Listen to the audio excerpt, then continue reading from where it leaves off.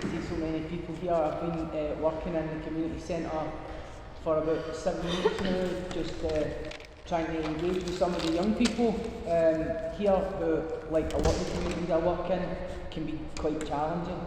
So the first day I was here, no young people came, but they were sitting in the park outside, so I thought, well, if they're sitting in the park, that's something. So what I did was I just stood at the door and started talking to them. And then once I started talking to them, then I realised that they were up for talking if you talk in a language that they think is real and authentic. Because they don't trust people, because people, I heard somebody else referring to people, the seagulls come in and shit to a high height and then leave. So people grow up communities where they're cynical about people coming in, you know what I mean? So I try to kind of live by that principle whenever I go somewhere, even though I'm fae Pollock, so I know the gist. I don't like to make too many assumptions about places when I go in. Can I just pick up quickly on a couple of points that were made? The idea of the way that we talk, our culture, the way we speak, and how that's not good enough or is no legitimate. I can vouch for that. You know, I can vouch for that. Even within the Yes campaign, my message is a wee bit rough around the edges because people don't understand I'm aggressive sometimes because I grew up in an aggressive place under the constant threat of violence, and that anxiety became part of who I was to the point where I forgot. This is because I'm living in these social conditions that I'm angry. I just thought I was an angry person. But you can find out a clue to what Gary said, and whose values do you need to adopt in order to ascend? Whose values do you need to adopt to lend legitimacy? You need to adopt the values of the dominant social class. And that is how people can go from hero to zero to hero, because they're very keen to get on that wee ladder, and some of us won't budge, and I'm one of them. The other point about privatisation, I think we have to acknowledge, if we're going to be arguing for publicly owned services, we have to acknowledge there are problems inherent with it. But the problem is that a publicly owned service cannot be run using corporate managerial language. So all the slack and all the sort of half-arsedness that people complain about the council and all that, that's because they've not been instilled with the kind of pride they should feel for delivering a service on behalf of the public. So we could remove a lot of the kind of corporatised language and all this managerial crap, and really engender a culture where people want to get into that because they want to deliver something to the community and they want to give something back. I just want to pick up basically quickly about me regarding my background, because who am I? You might just think, who is this guy, you know what I mean? So I grew up in Pollock, right, like I say, in that sort of community.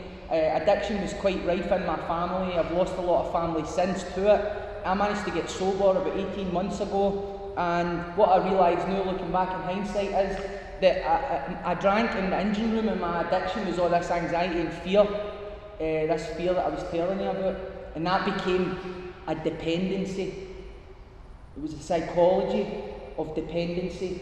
And basically, how an addiction works or a dependency works is it tries to hide in the places where you're not looking, and it presents itself as the solution to all your problems. Anytime you try to attack it, anytime you try to shine a light on it, it hides in the corner, it hits you with excuses. And I found that when I've been observing this debate, then what I think that we're dealing with underneath the material issues, which are very important, I think what we're dealing with is a history of a country where the people have been slowly eroded for the inside. This idea that staying part of what is the source of a problem, I can only describe that as addictive behaviour. That's the alky you know in your family or down the road for you who tells you, I only drink once a week. You know what I mean? Who you know is no well. That's what I see when I hear those arguments, and Gary alluded to it when people say, but we're just better together. That's sound bites, that's newspeak. Billions of pounds of money and research get poured into figuring out how to say things to human beings so that they'll just believe it anyway. And know what they do? They prey on your human frailty. That's what they do. They make you think they're too fat, they make you think they're too stupid, they make you think they're too poor. All the things you see on telly are either extreme depictions of you, or aspirational depictions in which you aspire to by buying crap.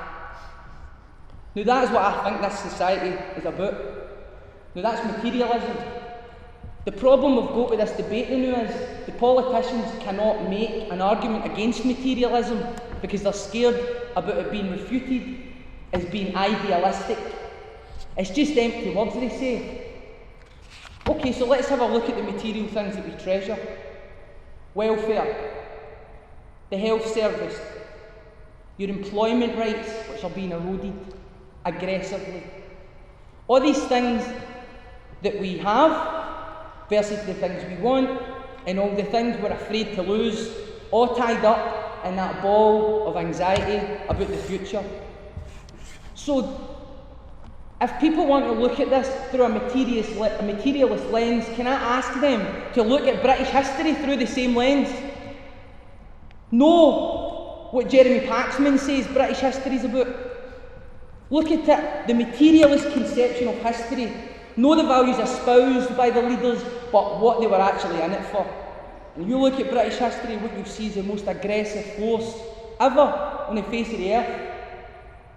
A country that does not know how to behave any other way than aggressively, duplicitously. And that is because of privilege. It's because the people who are in charge are so privileged, I pity them. I don't believe these people are evil, and I think it's naive to characterise them as such. I think they grew up in a bubble where they are incapable of the kind of empathy required in order to create a fairer society. Now, this is a point that might be a bit contentious, alright? But I'm not making an argument here for the Union. People might say, well, those things happened in the Union. The Enlightenment happened in the Union. Right, okay, cool, it did. But those things now we can see materially are all being eroded in the Union. The Union is trying to dismantle those things. It's about looking at you like a disposable container who is on this earth to go to work until you die. That is it. That is all you need to know. Now we look at other countries like Russia and China and North Korea and we think, how can you people live like that? How can you people live like that? Look at them worshipping pictures of supreme leaders. But see, in this materialist culture, they've got us worshipping pictures of ourselves. That is what this society is about. That is what's at the root of this, and that is why, Alistair Darling, if you can even perceive this, that is why they're hell-bent on keeping you focused on the things you might lose. Now, I'm just going to finish by saying, the people, this is privilege again, right? The people who are telling you, this is uncertainty, you can't do this. The people who are saying, oh, you better be worried because you don't know about that unknown, too many unknowns. Those people who are telling you that you can't do it, those people were brought up to believe they could do anything they want. Anything they want. And that is why when you look at your TV screens or your newspapers, you see a whole gaggle of really unexceptional white men. Why? Because they thought they couldn't do it, doesn't even enter their mind. And that is why they're successful. That is why we have TV shows where we worship corporate people who we walk into the room like, ah, please, it's a yes or no. Can you make my life happen, Mr. Corporation? Sorry, mate, fuck off. Flush them down the toilet and then they just fade away into obscurity. That's because you're disposable, I'm disposable. That's how we're seen. And we're embracing that almost. Have you seen a TV show where it's the call centre?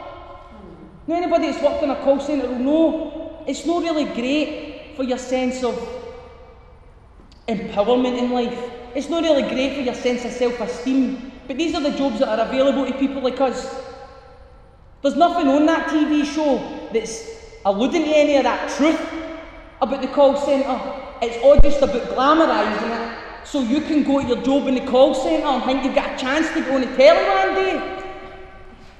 Now see, when you start to look at UK culture in that way, the material concerns that you have begin to pale into insignificance.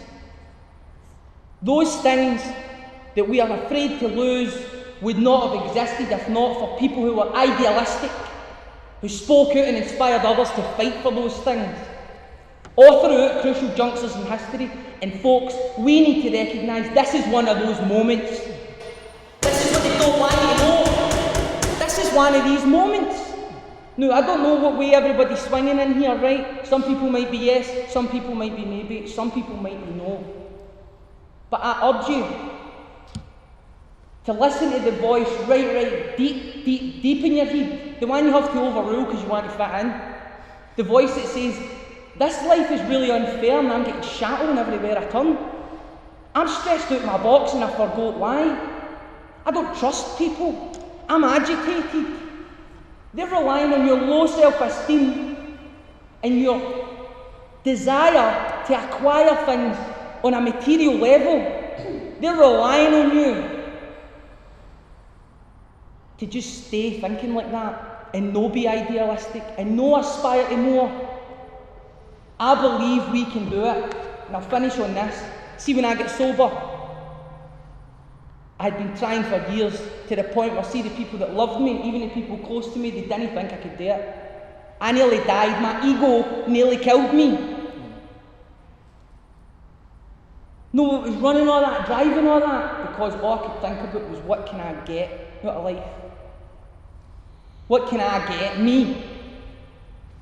And that, my friends, is what Britain is about. That is our gift to the world. Thank you.